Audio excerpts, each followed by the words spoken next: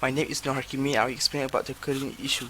As we all know, some states in Malaysia frequently experience flooding during the monsoon season, resulting in a variety of problems that relate to food such as contamination of food, spoilage of food, and more. As we already know, these issues are classified as daruriyat. Daruriyat is an Arabic word that means necessity or absolute necessity. Daruriyat refers to the things that are required for the preservation of life, religion, intellect, progeny, and property in Islamic jurisprudence. These are the fundamental requirements for human survival and well-being. Why it categorized as daruriyat problems in Islam? Because they pose a threat to human life and property, and therefore require immediate attention and action are required. By that, we would like to produce a product that can overcome this issue for the sake of Ummah.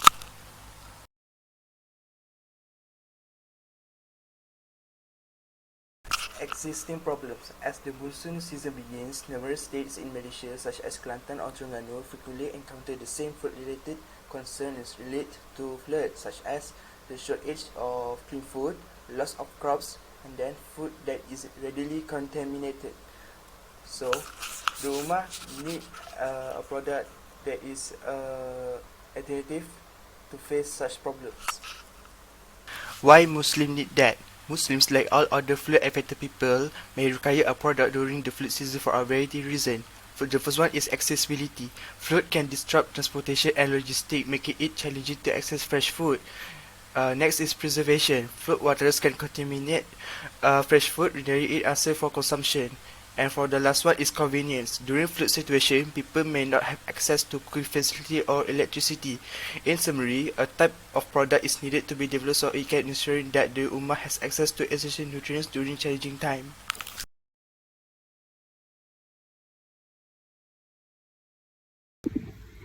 The hierarchy of needs related to daruriyat products refer to the basic human needs that are necessary for survival and well-being. These needs are based on the concept of daruriyat in Islamic jurisprudence, which refer to essential needs of necessity that are required for human survival and well-being. The daruriyat needs can be divided into three categories. First is primary needs, which is daruriyat al-awwaliyah. These are the most basic and fundamental needs necessary for human survival, such as air, water, food, shelter, clothing, and healthcare. The secondary needs is daruriyat al-thaniyah. They are the needs that are required to maintain and sustain human life, such as safety, security, and protection from harm. And the last is tertiary needs, which is daruriyat al-thalitha. These are the needs that enhance the quality of human life and promote personal development and growth, such as education, social interaction, and spiritual fulfillment. The hierarchy of needs related to daruriyat products emphasizes the importance of fulfilling the basic human needs necessary for survival and well-being. This is consistent with Maslow's theory of hierarchy of needs, which also places psychological needs as the most fundamental needs for human survival. However, the daruriyat needs go beyond physical needs and also include spiritual and social needs, which are essential for overall well-being. In this context, providing access to daruriyat products such as clean water, food, and healthcare is a fundamental requirement for promoting human development and well-being.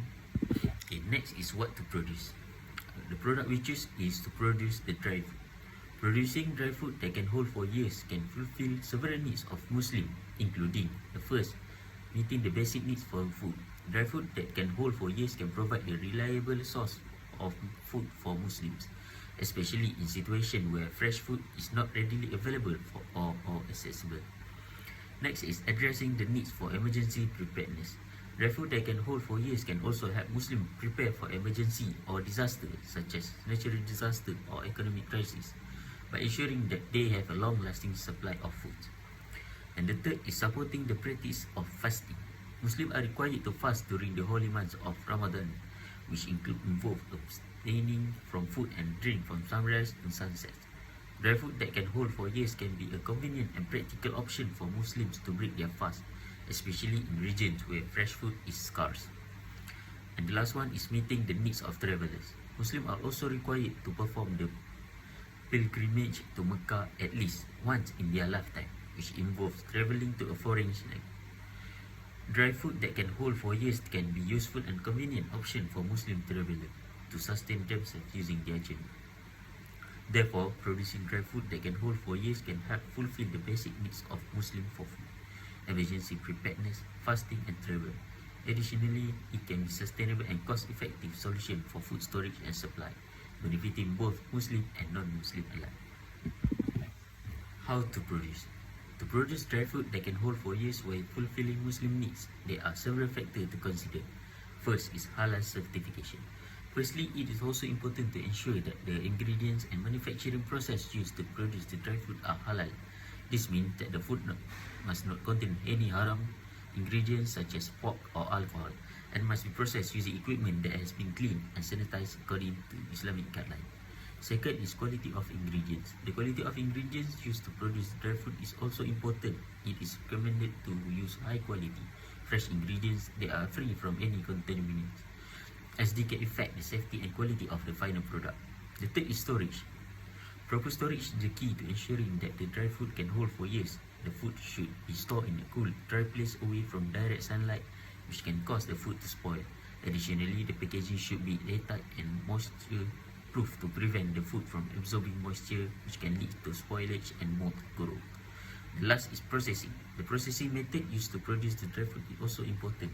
The food should be dried using a method that preserves its nutritional value and flavor while ensuring that it's completely dehydrated to prevent spoilage. It is also important to ensure that the drying process is carried out in a clean and hygienic environment to prevent contamination. By following this guideline, you can produce dried food that can hold for years while fulfilling Muslim needs. This will ensure that the food is safe, halal, and of high quality, making it a reliable source of nourishment for Muslim consumers. Normative aspect. The normative aspect to produce dry food refer to the ethical and moral consideration that should be taken into account during the production process. This includes sustainable. The production process should be environmentally sustainable, minimizing waste and reducing the carbon footprint. Next is fair labor practices. The worker involved in the production process should be treated fairly and paid a living wage. Next is animal welfare. If the animal products are used in the production process, the welfare of animals should be taken into consideration and their treatment should be humane. And the last one is social responsibility. The company producing the dry food should be socially responsible and actively contribution to the betterment of society. By considering this normative aspect, the production of dry food can be carried out in a way that is not only profitable but also ethical, benefiting both the producer and the consumer. Next is technical aspect. Here are the explanation of technical aspect that can be considered for each normative aspect. The first one is sustainability. Sustainability use energy efficient equipment during production. Also use renewable energy source if possible. And the last, implement a waste management system to reduce waste and promote recycling. Okay, the second is fair labor practices. Develop and implement policies and the procedure to ensure that the workers are treated fairly and paid a living wage. Next is regularly monitor and audit the supply chain to ensure compliance with labor law and standards. Okay, the third one is animal welfare. Use suppliers that follow animal welfare standard, and also develop and implement policy and procedure to ensure that the animals are treated humanely during the production process. And the last one is social responsibility. Contribute to the local community by creating job opportunity or supporting local initiative. And also to develop and implement policy and procedure to ensure that the company's operation do not negatively impact the environment of our society. By implementing this technical aspect, the production of dry food can be carried out in a way that meets ethical and moral consideration. This not only benefits the producer and consumer but also promotes sustainable and responsible practice within the industry.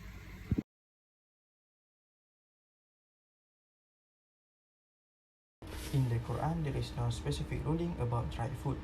However, the Quran encourages Muslims to eat what is lawful and good. For example, in Surah Al-Baqarah, Allah says, "O people, eat from whatever is on earth that is lawful and good, and do not follow the footsteps of Satan.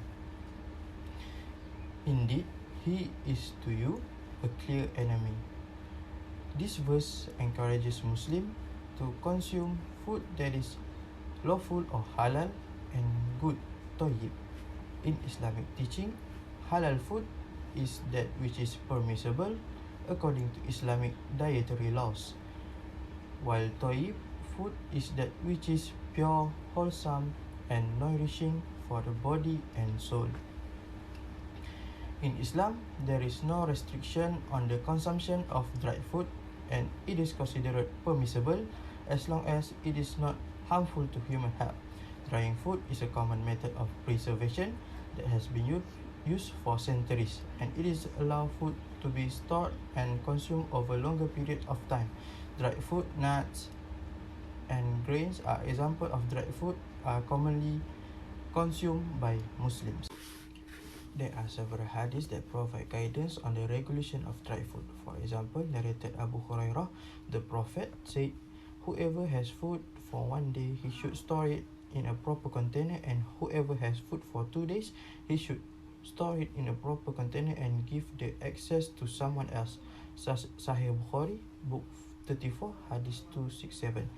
This hadith encourages Muslims to store their food in a proper container to keep it fresh and prevent it from spoiling.